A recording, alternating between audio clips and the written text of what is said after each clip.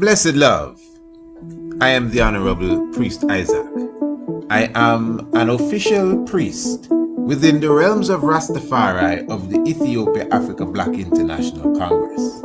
I also hold a certification in the craft of astronomy from Politecnico di Milano in Italy. Our universe and its makeup has always been an intriguing subject for humankind. Astronomy is the study of everything in the universe beyond the Earth's atmosphere. Ancient astronomy is similar, but pays special attention to the physical and spiritual values of stars, planets, moons, and other celestial objects.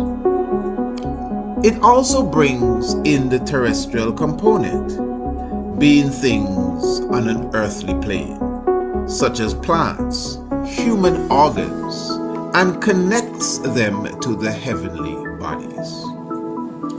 In this course, you will learn the makeup of various planets and stars, how to locate them in the night sky, along with their associated constellations. You will also be taught about the earliest civilizations known for their astronomical comprehension, namely Kush, also known as ancient Ethiopia, Kemet, called Egypt today, the Dogons, and the Bozos, as well as the civilization of Sumer. You will also learn about black holes, their nature and origin, as well as how the ancients viewed them. Ancient astronomy is the mother of archaeoastronomy and astrotheology. Both subject areas are covered by the Priest Isaac's Institute of Holistic Knowledge. Sign up today. Visit our website, priestisaacinstitute.com, or email us, priestisaacinstitute@gmail.com, for more information. And let us say blessed love to each and everyone. Give thanks for your presence with us. Salamta, which is peace in our Ethiopian tongue. Of course, we exalt Exilabir for sure. The Danielem, Savior of the world, power and might of the Holy Trinity. Negus and Agas is exalted around here. Haile Selassie the first. Of course, you know, this is the Tiger's Nest, the Honorable Priest Isaac here with you with all humility. It is a joy. I'm very thankful that you took the time to be with us this evening. Of course, those who are subscribers to the Tiger's Nest, of course, you know, we're saying blessed love and enough respect. Those who are not subscribers to the Tiger's Nest, blessed love and enough respect to you as well. But you can also become a subscriber. You could also join the subscription team of the Tiger's Nest, a radio program that comes to you every Monday, Tuesday, Wednesday, and Thursday for sure. All you have to do is email us, priestisaacinstitute@gmail.com, priestisaacinstitute@gmail.com, and ask us to be a part of the subscription team, you know, to get the Tiger's Nest each and every evening. Now, for sure, there is those special occasions like tonight where we definitely gather the people on the internet. So we're very thankful for those who are joining us online tonight for this special visual edition of the Tiger's Nest. So we tend to share, you know, a program also every strong of the Tiger's Nest with those who would be online with us to come and view it visually. But again, you could subscribe and definitely get the audio edition of the Tiger's Nest each and every evening. We are going to have a wonderful program this evening, Royal Family. I want to talk about the royal jewels of the monarchy of England, the royal jewels that was worn by Queen Elizabeth II, and where did they really come from, you know? who bought those for her, and were they handed down from Queen Victoria? But again, even if they were, what's the origin of it? Which part in England did they get this kind of wealth here? Did it come from Germany? Let's just cut to the chase, Rasta. You know that we are looking at African jewels here. Eh? We are looking at the African star diamond. Eh? We are looking at gemstones from South Africa, those that were stolen by the Boers and who the other fellas were, the so-called what you call it, Afrikaners and these one. I'm already getting in my vibration right away, but for sure that's a little more in the program. We're going to be talking about all the jewels that you see there at the opening of Parliament. How many of you that are listening in England have you ever watched and witnessed the opening of Parliament or any one of these special parades when the Queen of England or the now King of England comes in his carriage or whatever it is, and then there's another carriage coming behind with a crown that's not on anybody's head, several crowns, and then everyone now in the royal family, especially the women, have their little crowns. Their what do you call the little crowns again? The tahara, yeah, something of the sort. And those have several thousand diamonds. I'm talking of thousands. Tahira. Yes, whatever the pronouncement is, please forgive me. But anyway, these crowns have thousands of diamonds in them, eh? And each diamond is like $1 billion per diamond, eh? Yeah, they have a diamond there that's 12 billion pounds and 19 billion pounds. And the thing is now, the monarchy owns all of these diamonds and crowns and necklaces and gemstones and all of that stuff. But anyway, we're going to get into that. When I say the monarchy, not the royal family, the monarchy, the person that's on the throne. So when Elizabeth was running the show, all of those diamonds belonged to her. You understand what I'm saying? So in other words, if you were to just judge her net worth from the diamonds alone, you seem to have gone into the trillions to me, if not at least very close. So we're going to be getting into that in a few moments. Of course, this is the Tiger's Nest. We keep a lot of joy around here. We're very thankful for those who are definitely joining us. So let me highlight for you once again the magazine Kidemi. But one of the main things I would like to highlight in the magazine Kidemi is the official launch of the upcoming ambassador's pen. Now, I know some of you would be saying, but I've already seen two editions of the ambassador's pen. And before I go further, family, those of you who are just getting to, know about myself and know about the works, the magazine that you are looking at is an online digital magazine. The name of the magazine is Kidemi, which is an Amharic word. It means to go forward first. So that's why we just, innovate and inspire and all of that stuff. So the Ambassador's Pen now is a monthly journal, which is a mini magazine designed to highlight topics of interest geopolitically, historically, and culturally. So the Ambassador's Pen, we had a four-runner edition. And for the Ambassador's Pen, we also had a special edition where we were highlighting the 38th African Union Summit. We could not let that summit pass without highlighting it in the Ambassador's Pen. But again, the Ambassador's Pen is a monthly journal, so it comes out at a specific or on a specific day of the month, you understand. And that will be very soon. and you'll be getting it every month on the dot. Now, the ambassador's pen is free, you know. You subscribe to the ambassador's pen, and that's for surety for you getting the literal magazine. When you get the ambassador's pen, you just naturally get the magazine Kidemi as well. But what I'm highlighting to you, royal family, this is the time for you to partner with us and advertise with us in the ambassador's pen. You must keep in mind, as I was highlighting to you when we launched the magazine Kidemi. Now, Kidemi has gone internationally. I think I would have lost count of how many people have read the magazine Kidemi.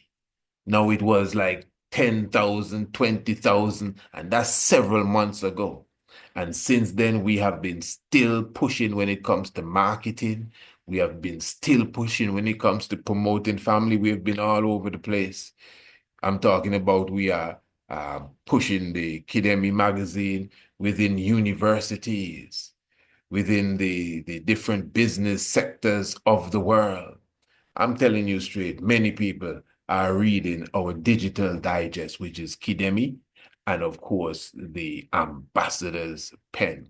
So I'm just inviting you, royal family. You can contact us, priestisaachinstitute@gmail.com, and let us know your interest in advertising your business with us in the ambassador's pen, advertising your business with us in the magazine Kidemi. But you can see here the rates for the ambassador's pen, as you can see, very, very economical, at least for the reach that we have, you know. I mean, you know me, you see what's going on. It's decades we're doing this now, royal family, and it's obvious that we would have stepped up the pace on a business level, which is really what we have to do.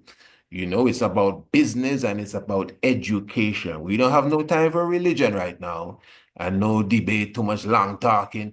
We got to move forward, family.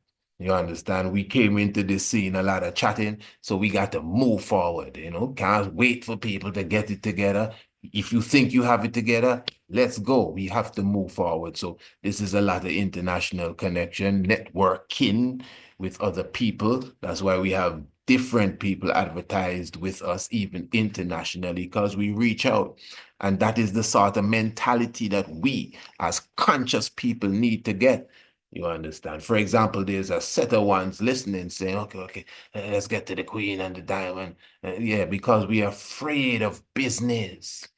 You know, anyone that has a business would be, and serious about business, would be listening keenly, even if they don't advertise in the ambassador's pen, but they want to hear what I have to say.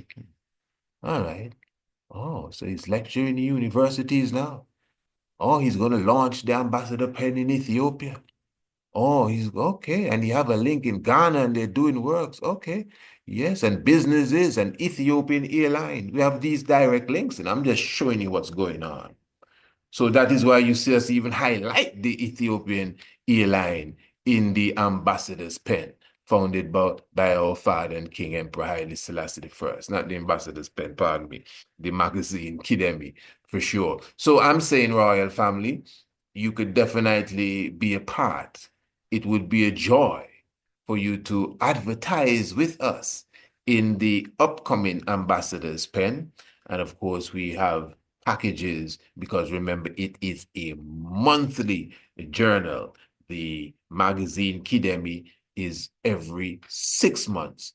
It works with the solstice. So, of course, look forward to the next edition of Kidemi. I'm talking about for this summer solstice. So, everyone, those of you who have never gone through these catalogs, remember this is online.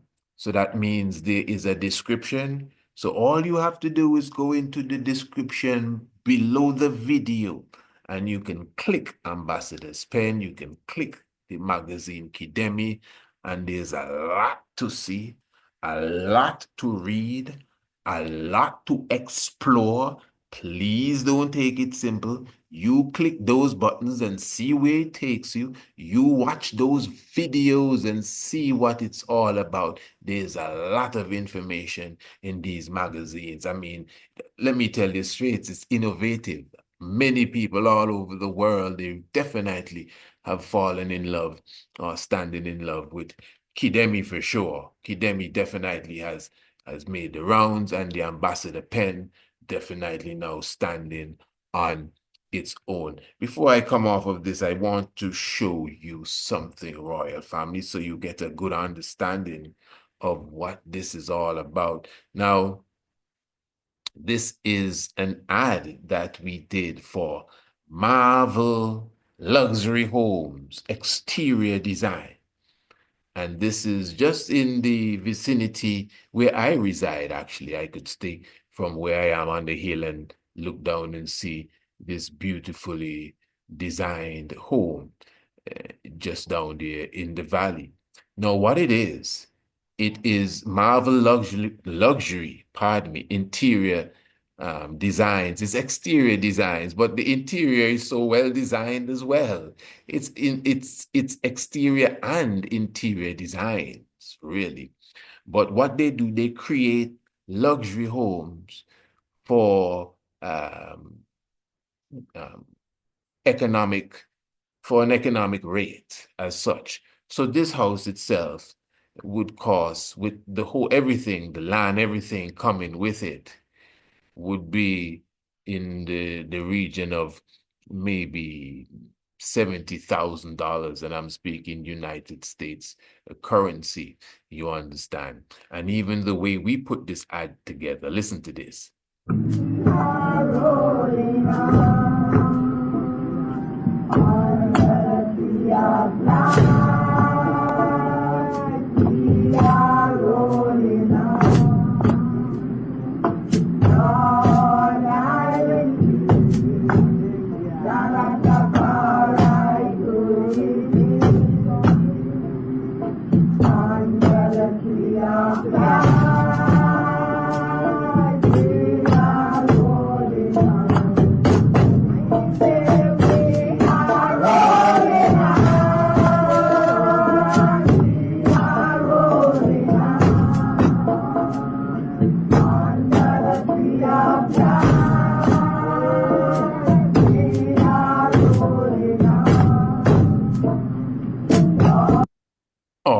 Just giving you that example. So as you can see, even videos are placed into the magazine itself.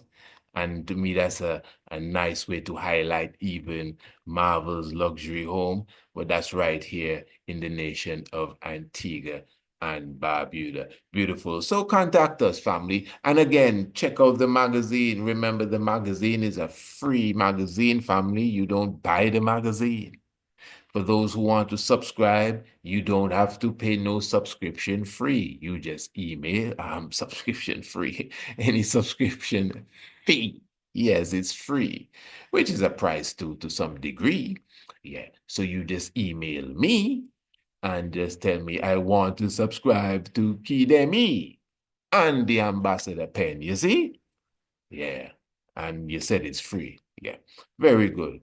All right, Royal family. What we're going to do, we're going to be talking about now the jewelry that, yeah, the monarchy of Britain displays when they are on their pomp and that kind of stuff and their expression.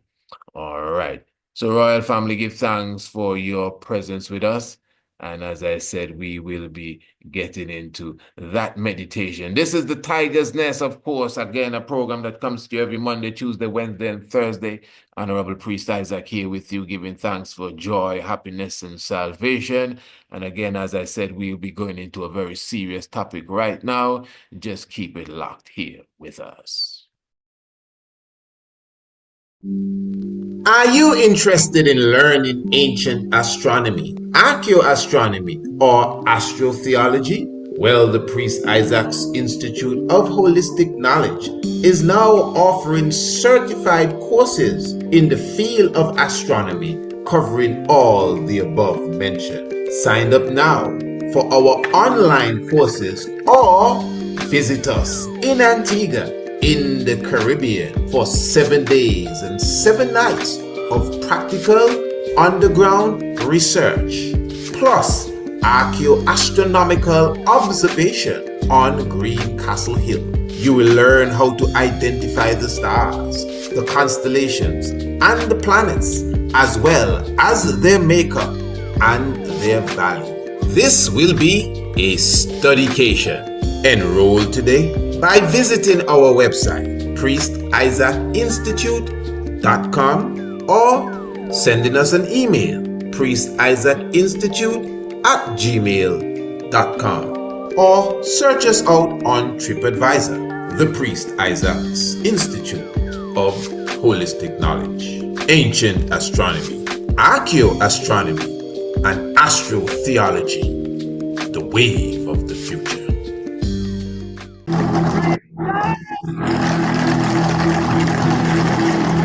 On a chilly November morning, a royal procession leaves Buckingham Palace on a journey to Westminster. Her Majesty the Queen is on her way to open her Parliament. Following behind in another coach is one of the greatest symbols of her reign, the imperial state crown. The pomp and ceremony of her arrival at Westminster is matched only by other images of her monarchy. Throughout her long reign, she has welcomed many kings and queens, presidents and foreign guests. This is the mystery and magic of monarchy on display. The least known part of these occasions are the Queen's jewels, which far outshine any other collection in the modern world. The story of fabulous diamonds and shimmering tiaras worn by beautiful princesses provides a glimpse into the fascinating world of the Queen's personal jewelry collection. On display, the Queen is supported by a dazzling array of glittering tiaras, rubies, and emeralds. The majesty of monarchy encompasses priceless diamonds and other precious stones which adorn the royal treasures.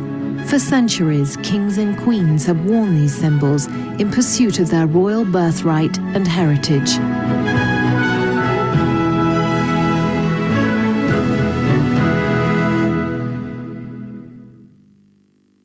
Centuries ago, when the St. Edward's crown was used for coronations, the jewels were hired in. Nowadays they are real, and when Prince Charles wears the crown for his coronation, it'll be a heavy moment as it weighs nearly 4 pounds. Made of gold, it contains 444 precious stones. And when Prince Charles's grandfather was crowned in 1937, the Archbishop of Canterbury had to have a very steady hand to place it over the king's head. To make it easier to wear, the crown is cushioned on a band of velvet, a royal custom introduced by King Henry IV 500 years ago. Following his coronation, the king's family assembled wearing an array of many crowns. These are symbols of monarchy. They are to be worn and to be seen that they are symbols of monarchy. In 1937, Queen Elizabeth wore her crown, which contained the legendary Koh-i-Noor diamond. In 1902, the wife of King Edward VII, Queen Alexandra, had a crown which contained the Koh-i-Noor diamond. The Queen Consort's crown today is set with diamonds which belong to Queen Victoria, but it's the legend of the Koh-i-Noor diamond which makes it so outstanding. At the coronation in 1902, the crown contained the Koh-i-Noor and 3,688 diamonds. If Charles and Diana had stayed together, Diana would have worn the Queen Consort's crown at her husband's coronation.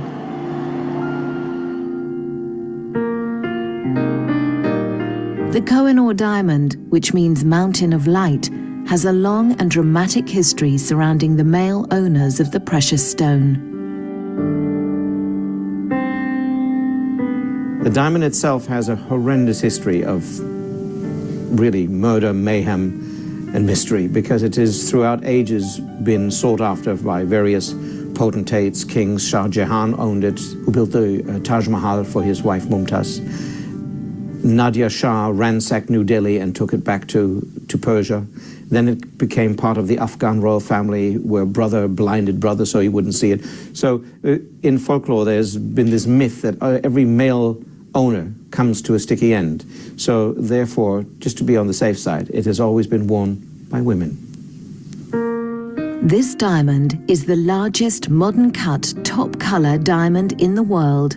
Its estimated value today is £50 million. It's one of the precious stones cut from the Cullinan diamond, which was a present to King Edward VII as a token of loyalty by the Transvaal people at the end of the Boer War. The raw diamond weighed a staggering 1.5 pounds. It was gifted to the nation by the government of Transvaal. It was found in 1905, cut up in 1907, and added after that to the crown jewels. To enhance its value, this immense diamond had to be carefully cut into as many pieces as possible. The cutting of it was given and entrusted to Joseph Asher of Amsterdam, who was then probably the best diamond cutter in the world, to cut it into several large stones and then smaller ones. And he studied the stone for 3-4 months. And before he decided to cut it, of course, he invited the Dutch royal family, the English royal family, and various others. And then he struck the first blow. And of course, if he misjudged, it would have just shattered like a car windscreen. But as it didn't, it fell perfectly in 2 pieces. And apparently he fainted after that.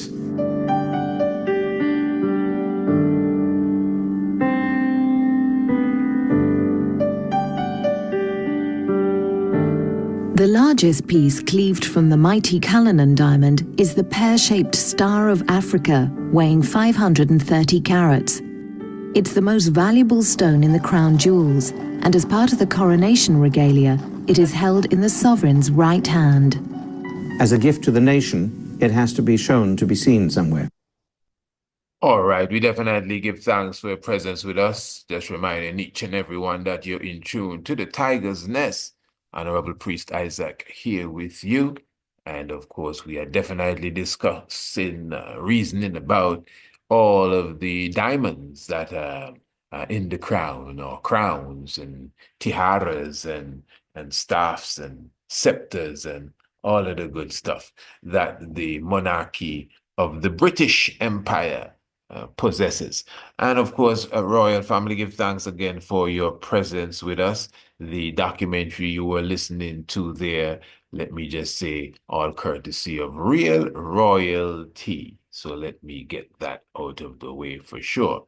All right, I want to read some information here for you before we actually get into any commentary as it relates to the subject area. And I really pray that everything is blessed with the royal ones as we continue to move forward. Now, I'm going to take some information here from the Cape Town Diamond Museum.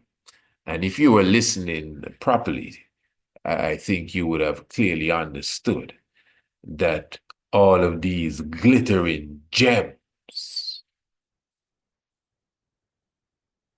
are of African origin.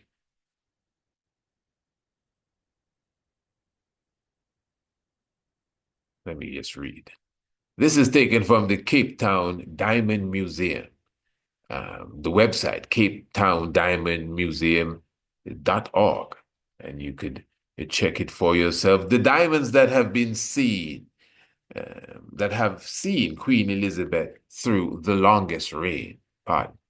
As Queen Elizabeth takes her place, obviously this is a previous, just like the documentary, a previous document, a previous article from such time. As Queen Elizabeth takes her place as the longest reigning monarch in this history of British royalty, we take a look at the glorious crown jewels that she has worn for over 63 years. That have been the very center of her sovereignty and marked some of the most important milestones during her time on the throne. Once a British colony, it's no surprise that many South African diamonds made their way abroad, with the biggest of them all taking its illustrious place in the crown jewels, weighing a breathtaking 3,106 carats. This colossal diamond was discovered in 1905. Imagine that. Discovered in 1905 by Victoria's premier mine inspector, Thomas Wells. Well, you know, when it says that these people discover anything, it's usually somebody else that found the stuff and say, boss, come over here. You understand? That's really how it goes. Look at Mr. James Bruce, you know, Mr. Wells people. James Bruce went to Africa and said he discovered the source of the Nile. He discovered the source of the Nile. And then he discovered Victoria Falls. Now, he didn't discover anything. Number one, someone showed him how to get there. You know that. You know that. They have a band of natives around them, and they carry them to the spot. And then they discover and they telegraph home to England, and they're in the next tabloid as the great discoverer. So it's something like this, you know. Usually the archaeologist never really finds the artifacts, you know. It's obviously the person they hired to dig. But anyway, let's continue. But hear this now. Hear this. Listen to what the expert says. Thomas Wells, who initially mistook it as a piece of glass placed by the miners to prank him. So you see, he believed that the miners, his workers, put it there to fool him off. So he, the great expert, wasn't too sure. He thought it was a piece of glass, the same diamond that has been broken into so many different pieces and has become, you know, a part of many crowns and tiaras and staffs, etc., etc. When its true identity was revealed, the diamond was named the Cullinan after the owner of the mine and purchased by the Transvaal government as a gift for King Edward VII. Elaborate plans were made to have the precious diamond shipped to England on a boat, protected at all times by top security. However, it was later revealed to be an elaborate ruse, or that's like a plot, created to fool any hopeful thieves. The Cullinan was in fact sent to England in the mail with no security whatsoever. Now, you heard the documentary. You heard what happened. The fella that got the diamond, after observing the diamond for, I think, a couple of months, he called in the royal people and had them as witnesses when he literally struck the diamond and bust it in two, and then started to cube it down or whatever he does, and created the little bit of diamonds and the big diamonds and this diamond and that diamond. Because as the documentary said, if he would have struck it the wrong way, that's why he was studying it. If he would have struck it the wrong way, it would have shattered like a car's windshield. In fact, they said when he struck it and it, bam, bust in two, he fainted right after, I could imagine. So that the Cullinan diamond has become now world-renowned as like a great mother diamond for all these little diamonds that you see the royalty and the monarch and the consort wearing. when they open parliament and when they're having their different processions up and down, this diamond worth 50 million pounds. I think I heard that. This other one, 12 billion pounds. These little ones, 1.2 billion and 1.3 billion. This is money we talking about. Not the crown, the diamond. So now the thing is, once again, where did these diamonds come from? This is a good subject for the reparation commissions that we have in the Caribbean. We can look over this one here because, one of the things about reparative justice is really returning some of our artifacts, our arts, and our facts. And this is some arts and facts here. In fact, we know this. In the same way they had to send back the crown of King, not send back. I was going to say the crown of King Theodore II, Tuarados II. The emperor went to England and took back the crown. And I think a scepter as well. Yes, the scepter, there's a video where you see the Queen of England passing over the scepter to Haile Selassie I.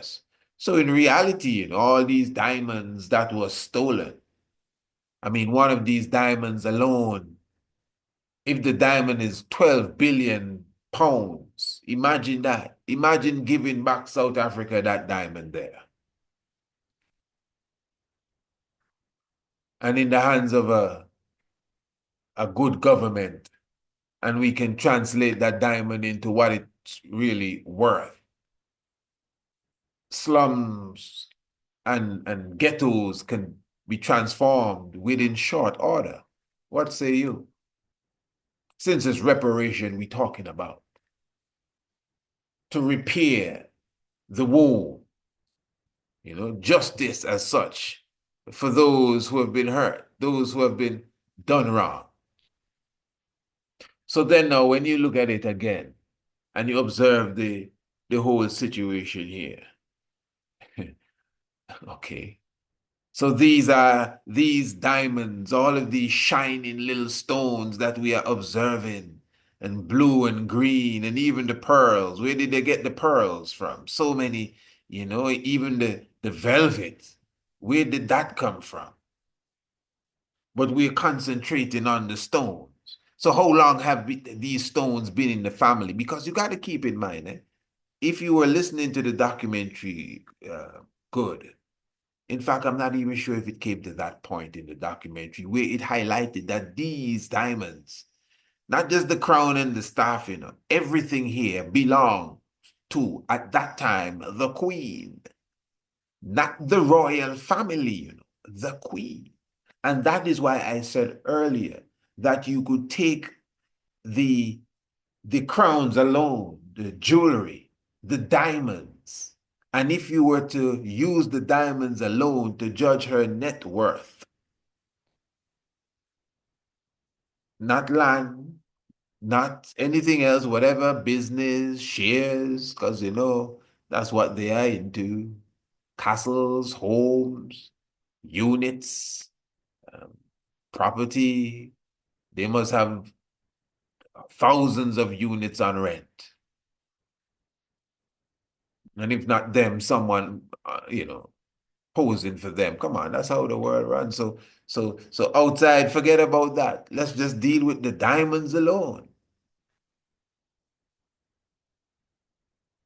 It's like a net worth going into the trillions. If not, very close. Maybe there's an economist in the house. An economist in the house, you could maybe do a mental shakedown and kind of give us a guesstimated, thought and say, well, yeah, I think so, maybe so, maybe so. Anyone in the house studies economy? Anyone think they could tell us how much all of these diamonds put together? Remember now, first of all, the crown that you see at the coronation, I think is a different crown than the one that you see driving in the coach by itself. So you have at least two or three different crowns that the monarch would wear. And then the queen has her own um, um, uh, tiaras, them little crowns. And but the thing is, all of the diamonds, according to the report, belong to her. And it's more than crowns. We're talking about earrings. We're talking about brooches. We're talking about staffs or and these different things. Mhm. Where did you say these diamonds came from again? From from from what's that place there where you have that place there? Where did you say it come from? Germany? Which part in London they found these diamonds? The Netherlands? No, man. These came from the depths of Africa. And it's not just South Africa, no. It's Central Africa too. Diamonds, gold. Yeah. Then when you go into the palace now, oh my, and you see gold all up in the ceiling and chairs of plated with gold foil and they eating with gold cutlery and all of that stuff. Where do you think the gold came from? Hmm? I know it didn't come from Hackney. Oh, okay. It didn't come from West London. Ask the people in Ghana about that one there. Hmm. And the thing about this reparation is that the criminals are speaking. You don't even have to go and try to find the evidence. We just listened to the documentary. We just read the information. All of the glittering and shining stones for the pomp and ceremony were taken from the people in Southern Africa.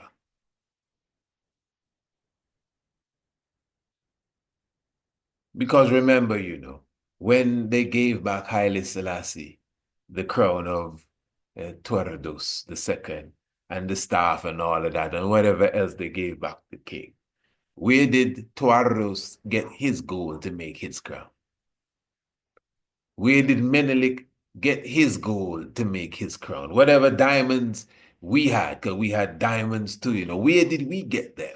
We didn't rob it from no one. We didn't steal it from anyone. In fact, I want to show you something here before we seal up, and I think this would be of great interest to you. I hope everyone is blessed. Those of you who are with us on the internet, give thanks for your presence. Anyone that is with us that is in England, and even if you're not in England, you could just put in the chat and let us know exactly where you are, whether you're in Germany, whether you're in the Netherlands, whether you are wherever you may be, give thanks for your presence. Now, let me show this to you. Often, the students will visit the National Museum, where relics of the political and cultural past are being collected. The crowns of former emperors and kings. In the center, the showpiece of Menelik II. All right, Royal Family, give thanks for those who will be watching too. That's why we do the Tiger's Nest like this at times and invite the ones to come and join us online.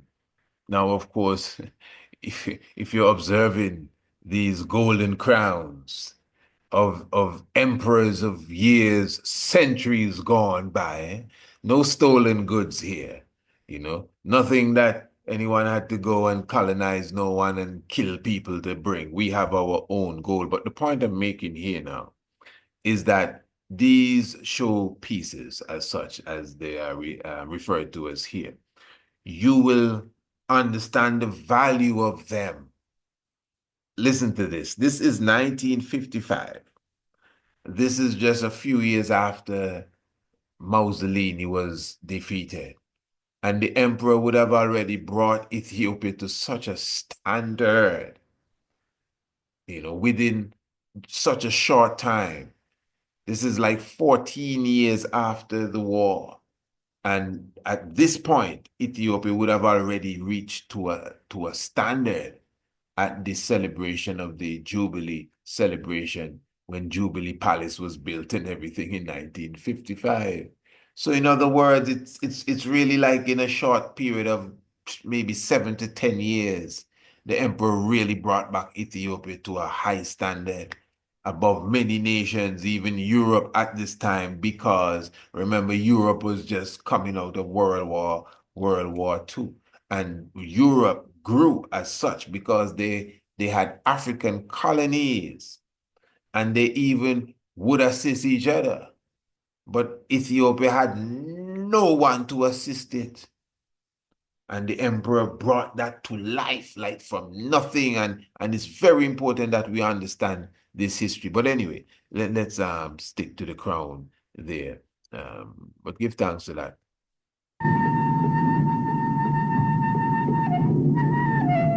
This collection is priceless. He said, this collection is priceless.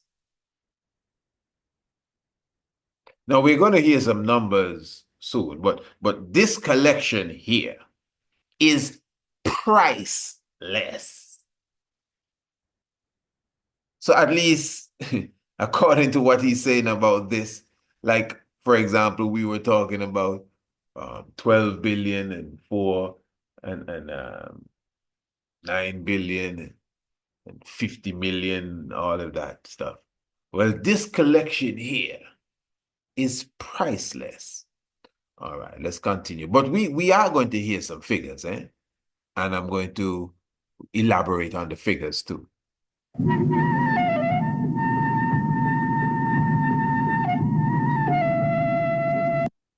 Now look at that. That is so beautiful. It looks like one of the crowns that Tekla Haimanot, the king of Gojam, would have worn. Look at that. Look at the beauty of that compared to what we were looking at earlier. Look at that. Look at that. Now listen, for those who are looking, those who are hearing an audio alone, please don't be offended. $400,000 is the value of this crown, which once belonged to an unknown Ras or king. $400,000. $400,000 is the value of that crown that once belonged to an unknown Ras or king. I believe it looks to me like the crown that King Tekla Haimanot would wear. I don't know what you think, family. Does it look like Tekla Haimanot's crown? You would see, I don't have a picture, right? But it's easy to find a picture of Tekla Haimanot. And in fact, you yourself could just Google it, Tekla Haimanot, King of Gojam, and you would see the crown, and you yourself can take the time to compare it to this crown. But according to the narrator, this crown is valued at $400,000. Okay, technical, round it off, $500,000. $500,000 for this crown. And when you say dollars, really United States currency you're talking. So $500,000 for the crown. All right. This is 1955. 1955. Right. Now, I may not be 55 years as yet, but from the time I was 5 to now, let's put it that way, I've seen how things have changed dramatically when it comes to the value of a dollar. So from 1955, this $400,000 crown or $500,000 crown, I would believe, would be worth several millions, not more, today. Because if one diamond, they're rocking a couple $1 billion for a diamond, and some little diamonds, 1.2 billion, a diamond, And it's not just the size of the diamond, too, you know. Value. Several diamonds. A diamond alone is several $1 million. But in 1955, this crown was 400,000. So in 2025, I believe you're looking at the value should that be for sure at least 10, 12, even more than that. In the millions, I'm talking. But anyway, listen, as he said before, let me not even guess. As he said before,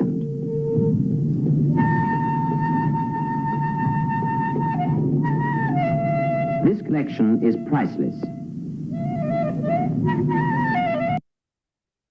this collection is priceless. Yes. Royal family, give thanks for your presence, no man. Beautiful, beautiful session, just to give a good understanding of where we are. And family, I'm going to encourage you again, contact me. And those of you who have business, this is business time, man. I'm encouraging us to be business minded now. You know, I'm sure many of you have business, you can't think mediocre. Can't just sit down and say, well, I'm just doing my thing. And no, man, this is liberation. We're supposed to be feeding people and giving people homes and houses and building communities. So we have to have a serious mindset if we're going forward on that level. You understand? As you could see, your brother has, I've put myself out really to again engage and to connect myself and to reach out to the world. So I have created, family, an avenue, which is what the magazines are, that I deliver to the international community straight up. People that don't watch us, people that are not in our circle, people that you're not even thinking about. They're all into Kidemi. They're definitely into the ambassador's pen. And if you have something to offer, no matter where you are, you could be in St. Croix, you could be in Maryland, you could be in Australia. Because one of the things about our magazines, both of them, but Kidemi for sure, as you could see, for example, let me just highlight, it's endorsed by the tourism department of Antigua and Barbuda. This is a tourism ad from the ministry and the Department of Tourism. Let me be straight, a full paid ad. So when you can understand, so the connection, I'm just showing you. You may have a restaurant in St. Croix, I'm just saying. You may have a gym in Trinidad. You may be selling coconut water in St. Kitts. You may be doing textile in New York. You may be selling kente in Ghana. But I'm trying to show you that this is a small world, large but small. And you have a website, and remember, once your website and your email and everything is in order, it's just a click away. You may have a video, and people could just flip the page and they see the videos. And our magazines, as I said, you will find it in many different spots, amongst the yachting community, etc. So that's what it's all about, Royal Family. So I'm encouraging you to take advantage of our advertising rates for the Ambassador's Pen, the upcoming edition in a very in short order, a few weeks specifically, a few strongs. You will be seeing the Ambassador's Pen, really the official first edition. So you should contact me now. You have the year's plan where you get 50% off. You could just do the maths, eh? It's right in front of you. You have the 6 months plan where you get 25% off, or you have the 3 months plan where you get 10% off because it's a monthly digest, a digital digest. Give thanks, Royal Family, for your presence with us. Remember, all the links are in the description below. So you can read the magazines. Let's get back to reading now. We like the internet and we like to look at the screen. Well, at least let us keep the practice of reading going. All right, royal family. Hey, if you know your Bible and you do that, know your history. The knowledge of your Bible will become a mystery.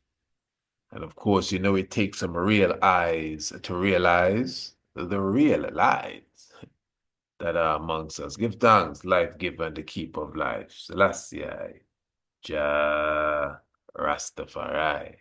Blessed love.